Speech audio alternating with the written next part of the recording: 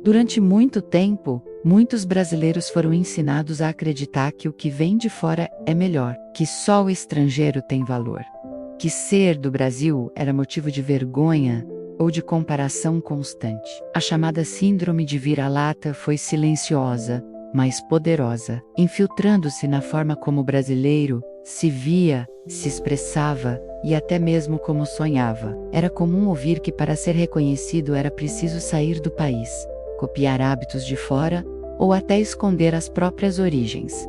Mas algo está mudando. Está nascendo um novo sentimento no coração do povo brasileiro. Um orgulho renovado da própria identidade. Cada vez mais pessoas estão buscando suas raízes, celebrando a cultura, valorizando os sotaques, os ritmos, a história e o jeito único de viver que só o Brasil tem. O brasileiro está deixando de idealizar o eurocentrismo, aquela ideia antiga de que tudo que vem da Europa é superior, e está começando a se ver como protagonista da própria história. Esse movimento é um sinal claro de amadurecimento coletivo. Já não se deseja mais esconder o que é autêntico, pelo contrário. Agora há o desejo de mostrar ao mundo o que o Brasil tem de melhor. E isso não é arrogância, é consciência. O brasileiro está compreendendo que não existe povo melhor ou pior.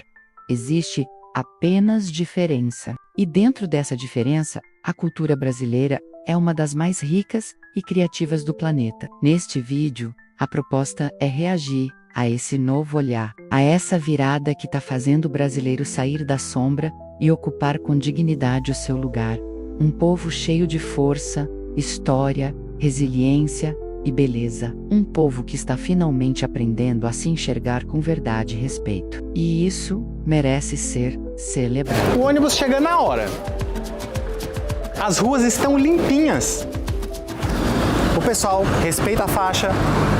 Poder de compra, lógico, minhas compras assim de um mês deram tipo 60 euros. Você não precisa aqui trabalhar e ser rico, ter um salário absurdo para você conseguir comprar um celular que você goste, para você conseguir viajar. A gente tem liberdade de ir e vir, de andar com menos medo.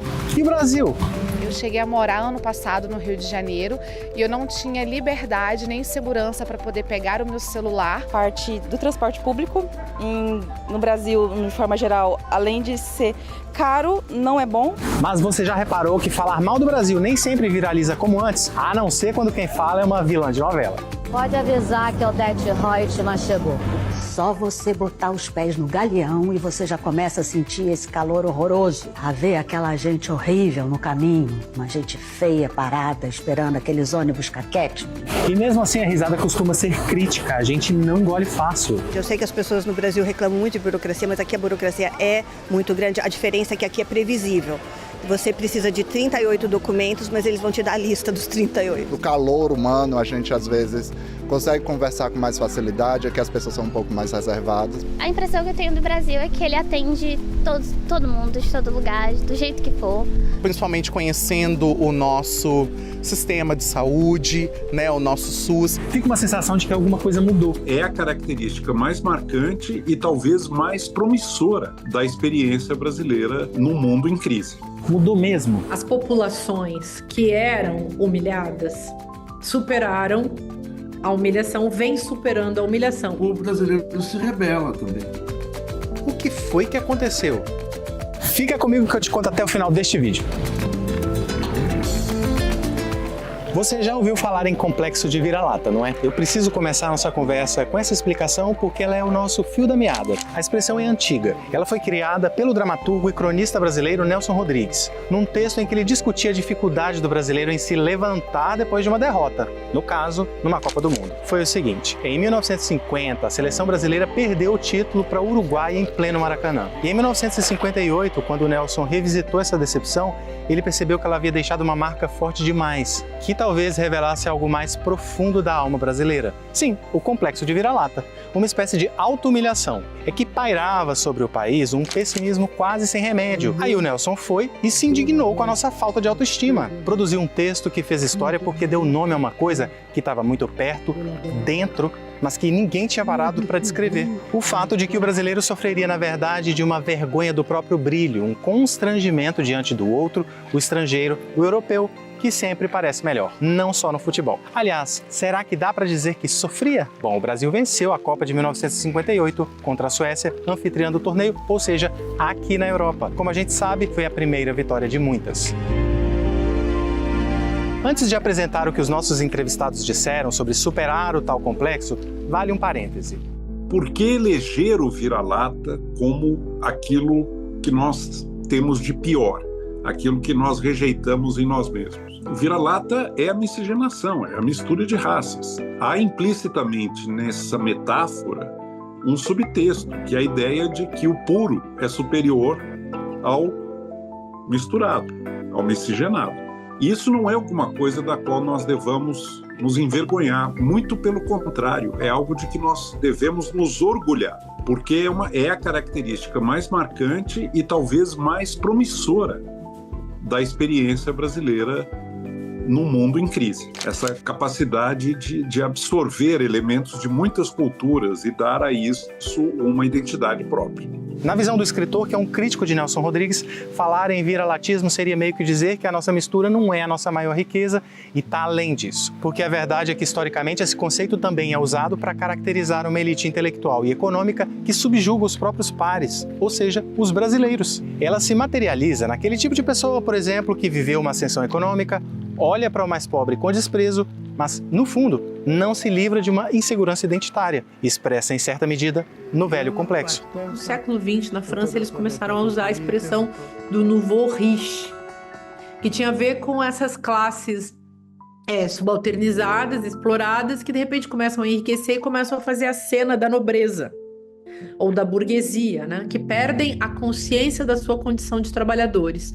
E no Brasil tem muito isso também. Para quem, como eu, é noveleiro, tem um caso desses bem atual na refilmagem da novela Vale Tudo, exibida pela primeira vez no fim da década de 1980. Não vejo vantagem nenhuma em criar raiz aqui nesse nosso paizinho triste. Uma personagem que adora falar mal do Brasil, que veio da pobreza, enriqueceu e vive de elogios à Europa. E por que eu tô dando esse contexto todo? Porque estamos discutindo a possível superação de uma repulsa do brasileiro pelo Brasil, que para os especialistas com quem nós conversamos, passa pelo que está implícito no tal complexo do qual Nelson falava. Embora ele fosse, sim, como o Eduardo falou, um homem conservador e tenha abordado o assunto à sua forma de pensar. Ele era um homem conservador, um homem de direita, mas era um cronista muito sensível às questões populares, aos preconceitos existentes na sociedade. Agora eu vou direto ao ponto. A gente está mesmo esgotado de odiar o Brasil?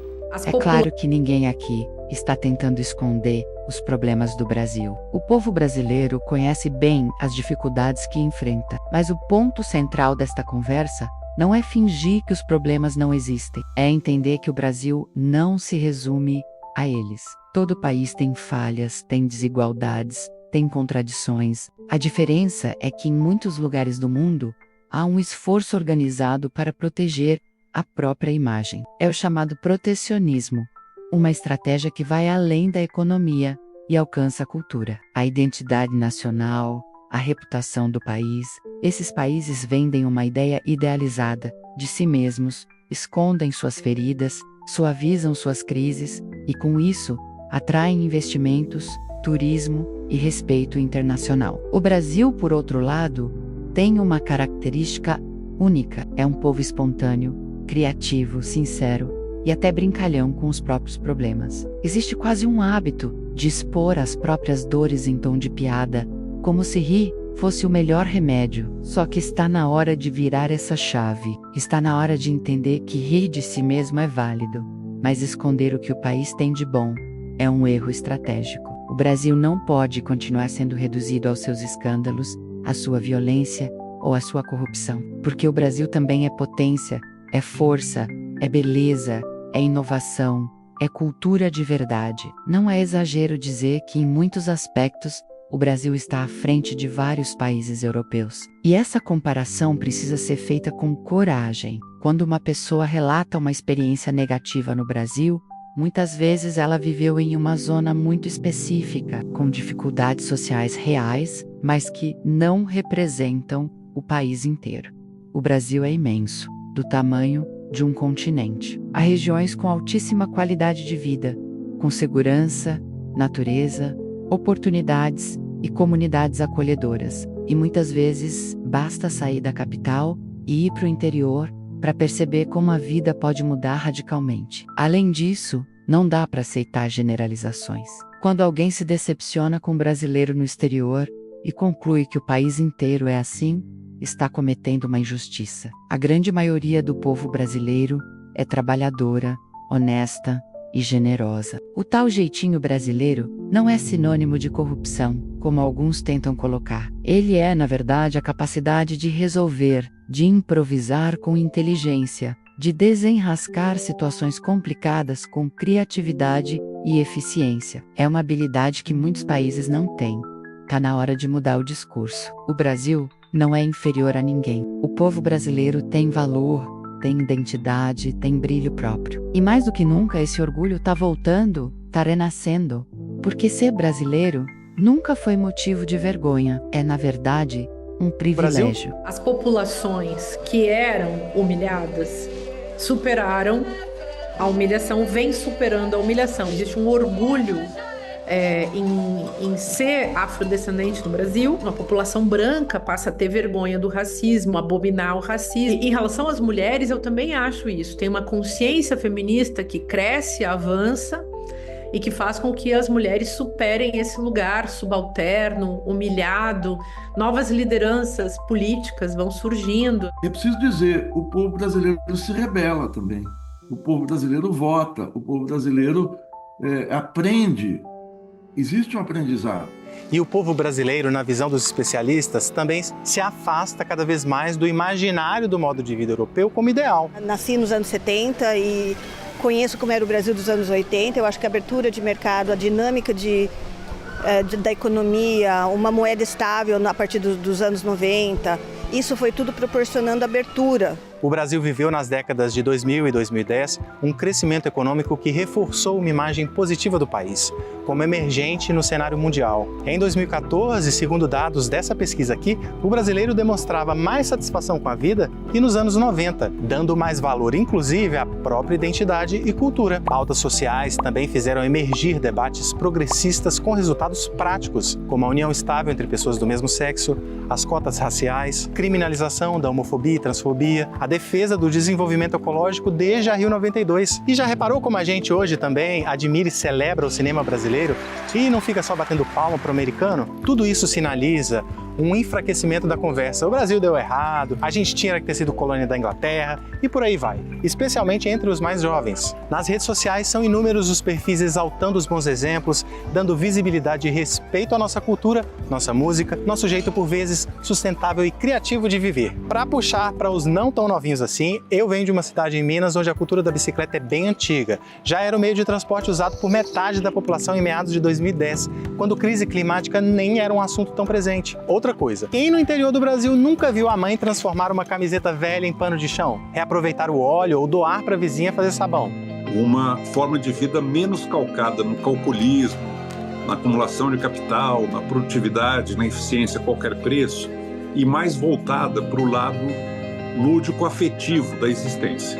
As relações pessoais, o engraçamento, a festa, o dom da vida como celebração, essa capacidade muito brasileira de desfrutar intensamente o momento, de festejar, de manter vínculos densos de afetividade com pessoas, inclusive no local de trabalho, que são características muito arraigadas e que, na minha observação e na minha análise, derivam da presença de elementos afro-ameríndios na cultura brasileira. Não dá para dizer, E por fim, uma verdade precisa ser dita com todas as letras. Se alguém é brasileiro e ainda insiste em agir como vira-lata, está na hora de mudar essa postura. Isso é ridículo, vergonhoso e totalmente ultrapassado. Falar mal do próprio país, reproduzir estereótipos contra o próprio povo, menosprezar a própria cultura, nada disso é sinônimo de evolução, de inteligência ou de modernidade. Pelo contrário, revela apenas o quanto ainda falta consciência e respeito por si mesmo. E se por acaso alguém é estrangeiro e se sente superior ao brasileiro, essa atitude também é igualmente ridícula.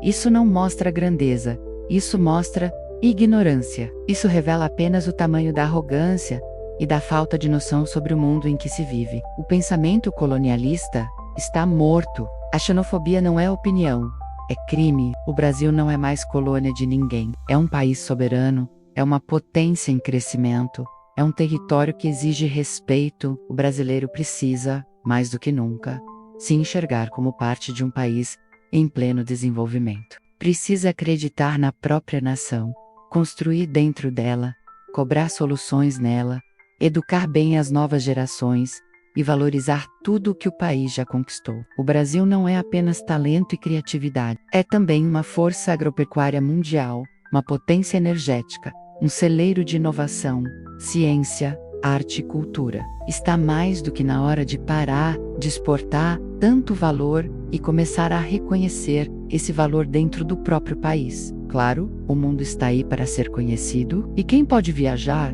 deve mesmo viver experiências internacionais. Mas onde quer que vá, que leve consigo a imagem verdadeira do Brasil, que leve consigo respeito, consciência, dignidade, que represente o Brasil como ele realmente é, um país forte e diverso, com um povo único. Valorizando o Brasil, o brasileiro se valoriza. Lutando por respeito ao seu país, ele conquista respeito para si mesmo. Porque no fim das contas, é disso que se trata: respeito, reconhecimento, orgulho. É preciso abandonar a ideia de que tudo que é estrangeiro é melhor. Muitos países antes idealizados hoje enfrentam quedas econômicas, crises internas, perda de identidade. Enquanto isso, o Brasil cresce, e cresce rápido, se desenvolve, inova, avança e precisa continuar nessa direção. Precisa de um povo consciente, unido, orgulhoso do que é, um povo que entenda que o Brasil não é o futuro. O Brasil é o agora. Esse país gigante, bonito, plural e rico, em todos os sentidos, não pode mais ser tratado como menor por ninguém. Porque ele não é. O Brasil é um meteoro que está subindo, e ninguém deve se atrever a frear esse voo.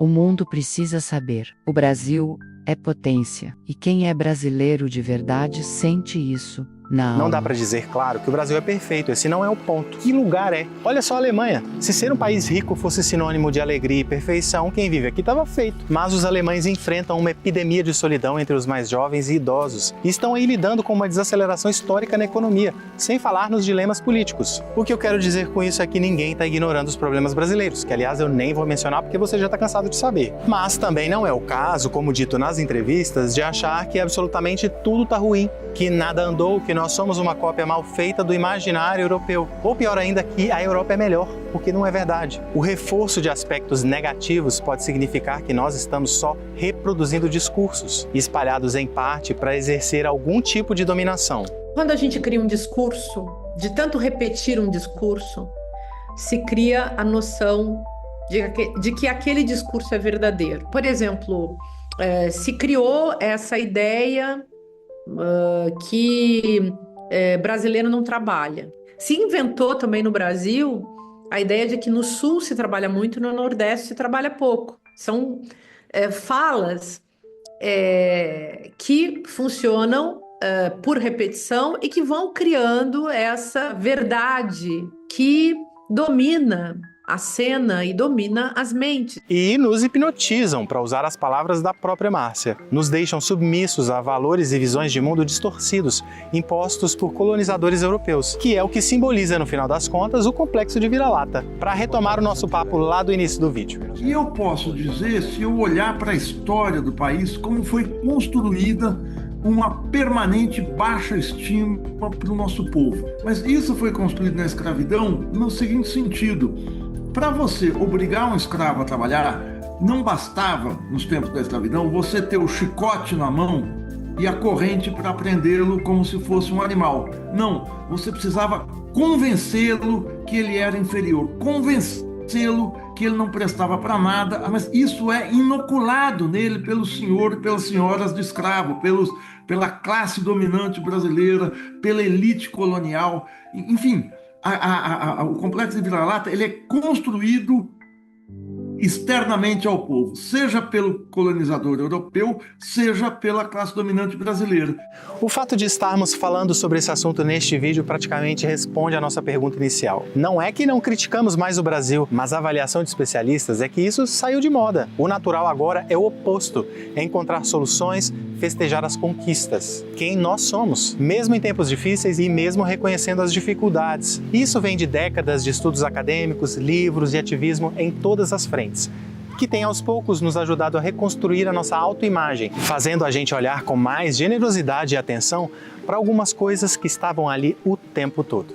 Nós temos uma cultura maravilhosa, temos conquistas importantes em muitas áreas de atividade, artística, esportiva, cultural. Somos portadores de uma forma de vida bela, que encanta o olhar estrangeiro, e ao mesmo tempo não idealizar a vida nos países chamados ricos.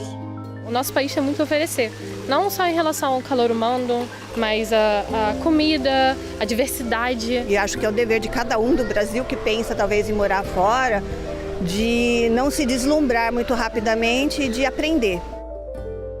Gente, ter orgulho de ser brasileiro não é só um sentimento, é uma atitude, é uma forma de viver e de enxergar o mundo com consciência e dignidade. Lute pelo Brasil. E, se em algum momento você decidir emigrar, escolha bem as suas lutas. Nem todo país que tem fama realmente valoriza o brasileiro. Muitos só querem usar a mão de obra imigrante. Muitos só querem o seu dinheiro. Não valorizam sua cultura, sua história, sua identidade. Por isso, se você tiver que fazer escolhas, faça com sabedoria.